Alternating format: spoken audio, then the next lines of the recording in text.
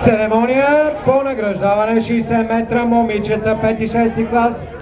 Състезателките ще бъдат наградени от Моника Гачевска, треньорка на победителката, дългогодишна национална състезателка в спринта, 16 балкански титли и 3 участия на Олимпийски игри.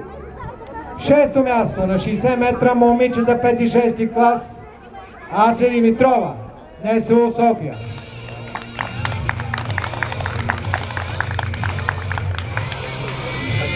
Пето място Майя Янчева 163-то.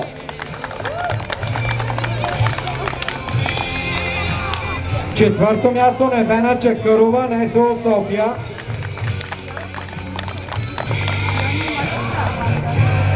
Трето място и бронзов медал Мартина Петрова, 20-то училище.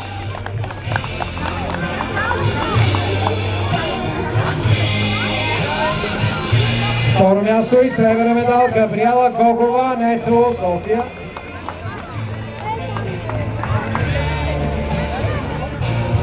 Шампионка и победителка на 60 метра момичета 5-6 клас.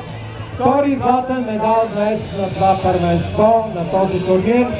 Неда Ненова, 55-то соло, Цецко Каравелов, 8 секунди 25 сотни.